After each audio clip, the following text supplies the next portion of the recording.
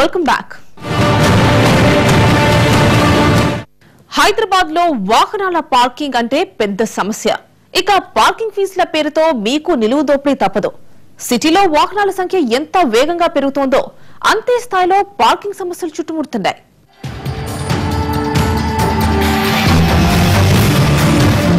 హైదరాబాద్ నగర జనాభా కోటికి చేరుకుంది. రోజు రోజుకు సిటీలో వాహనాల సంఖ్య పెరుగుతూ పోతోంది.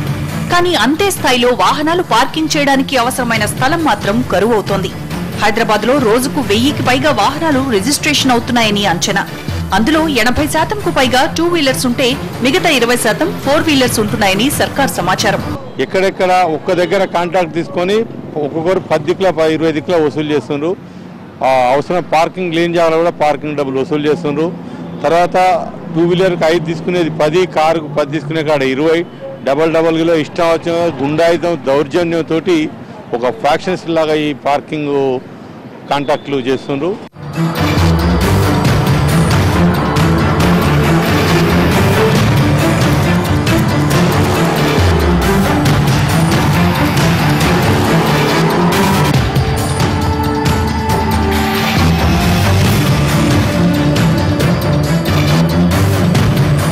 సిటీలో వాహనాల సంఖ్య, పార్కింగ్ సమస్యపై ఎప్పటికప్పుడు సర్వేలు జరుగుతున్నాయి.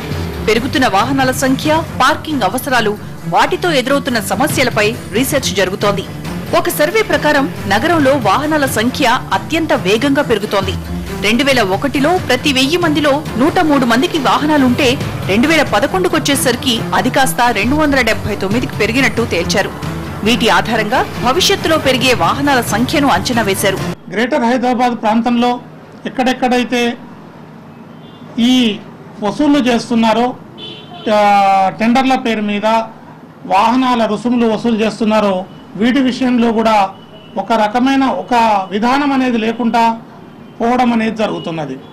ప్రజల విషయంలో ఏదైతే ప్రభుత్వం కానీ, గ్రేటర్ హైదరాబాద్ సంబంధించిన అధికారులు కానీ ప్రజల పక్షాన ఏదైతే వ్యవహరించాల్సిన పాలన ఈరోజు వసూలు రాజ్యంగా తయారైందని తెలంగాణ రాష్ట్రంలో ఖచ్చితంగా చెప్పొచ్చు.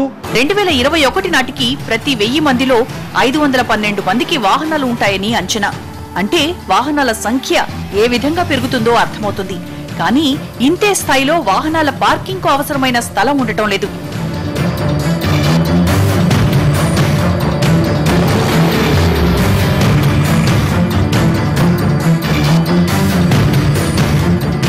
సిటీలో పెరుగుతున్న వాహనాలు, వాటి పార్కింగ్ కు అవసరమైన స్థలంపై కూడా పలు అంచనాలున్నాయి.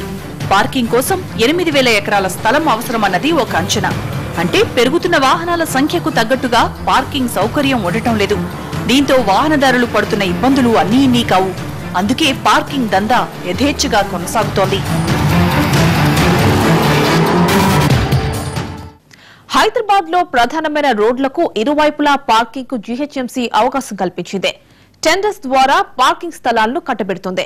పార్కింగ్ స్థలాల ద్వారా ఏటా 20 కోట్ల రూపాయల ఆదాయాన్ని రాబట్టుకుంటుంది. దీంతో ప్రైవేట్ కాంట్రాక్టర్లు ఇష్టం వచ్చినట్టు పార్కింగ్ ఫీజును వాహనదారుల నుంచి వసూలు చేస్తున్నారు.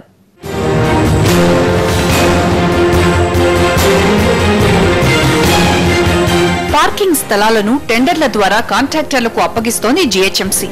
ఏటా పార్కింగ్ ప్లేస్ టెండర్ల ద్వారా 20 కోట్ల రూపాయల ఆదాయాన్ని వసూలు చేస్తోంది జీహెచ్ఎంసీ.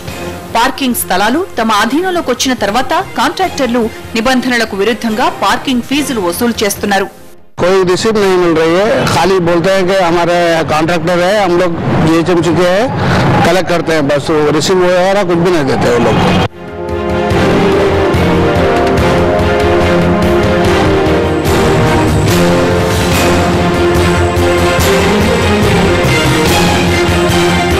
ఇది హైదరాబాద్ కలెక్టర్ల కార్యాలయం. కలెక్టర్ కార్యాలయం ముందు జీహెచ్ఎంసీ పెయిడ్ పార్కింగ్ ఉంది. నిబంధనల ప్రకారం 2 వీలర్ కు 5 రూపాయలు, 4 వీలర్ కు 10 రూపాయల పార్కింగ్ ఫీజు తీసుకోవాలి. కానీ ఇక్కడ రూల్స్ ఎవరూ పాటించరు. పార్కింగ్ ఫీజు అడిగినంత ఇవ్వాల్సిందే. ఇదేమని ప్రశ్నిస్తే ఏమంటున్నారో మీరే వినండి.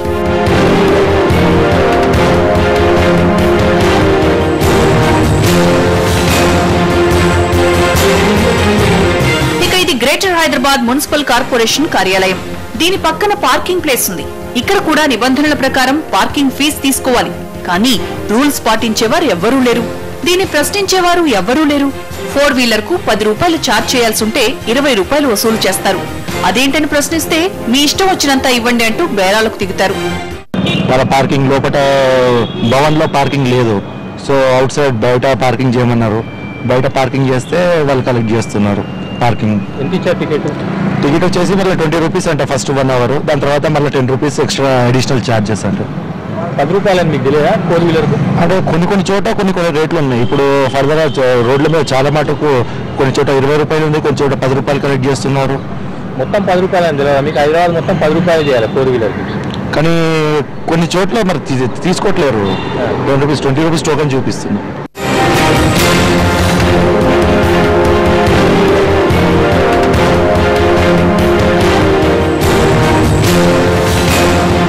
ఇది గ్రేటర్ హైదరాబాద్ పరిధిలోని పార్కింగ్ ఫీజు వసూలు దందా జరుగుతున్న తీరు. పార్కింగ్ ఫీజు గురించి అవగాహన ఉన్న వాహనదారుడు నిలదీస్తే వెనక్కి తగ్గుతున్నారు. లేకపోతే ఇష్టం వచ్చినట్టు వాహనదారుల నుంచి పార్కింగ్ ఫీజు వసూలు చేస్తున్న ఘటనలు ఎన్నో ఉంటున్నాయి. గ్రేటర్ లో పార్కింగ్ ఛార్జీలపై జీహెచ్ఎంసీ పూర్తి స్థాయి కంట్రోల్ లేకపోవడంతో అక్రమంగా ఈ పార్కింగ్ ఛార్జీల వసూలు దందా కొనసాగుతోంది. ఎప్పటికప్పుడు కాంట్రాక్టర్స్ పై పూర్తి నిఘా ఏర్పాటు చేస్తే ఈ దోపిడీ నుంచి రక్షించొచ్చు. లేదా ఇప్పటికే జీహెచ్ఎంసీ పలుచోట్ల అనుసరిస్తోన్న మెషిన్ పార్కింగ్ ను అన్ని చోట్ల ఏర్పాట్లు చేస్తే ఈ అక్రమాలకు అడ్డుకట్టబడుతుంది.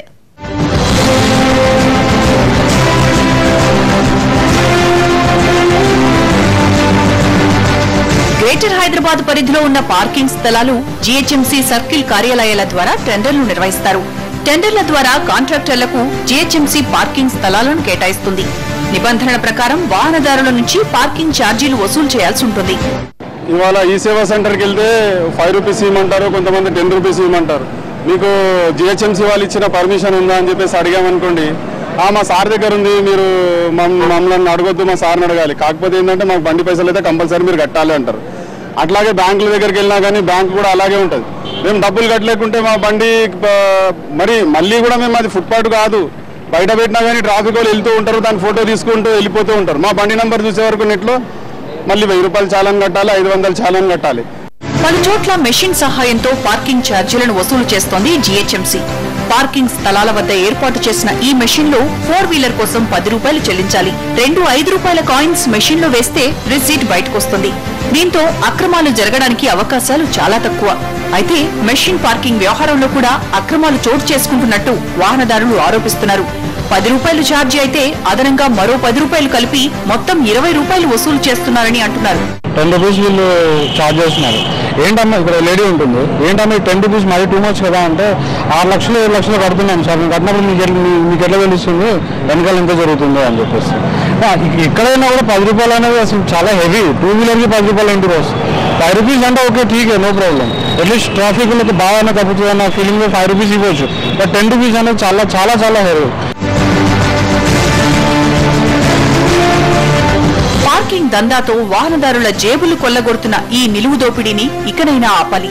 జీహెచ్ఎంసీ అధికారులు కాసులకు కక్కుర్తి పడకుండా కాంట్రాక్టర్లపై కఠినంగా వ్యవహరించాలి. పార్కింగ్ స్థలాల్లో నిర్దేశించిన మొత్తాన్నే వసూలు చేసేలా చూడాలి. ఎక్కడ పడితే అక్కడ పార్కింగ్ చేస్తే ఫైన్లు వేస్తున్న ట్రాఫిక్ పోలీసులు ఈ పార్కింగ్ స్లాట్లలో జరుగుతున్న మోసాలపైన దృష్టి సారించాలి. అన్ని శాఖలు సమన్వయంతో వాహనదారుల పార్కింగ్ సమస్యలను పరిష్కరించడమే కాకుండా జేబులు గుల్ల కాకుండా చూడాల్సిన బాధ్యత అధికారులపైన ఉంది.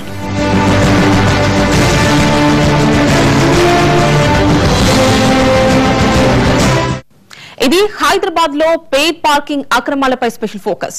మరో అంశంతో మళ్ళీ కలుద్దాం.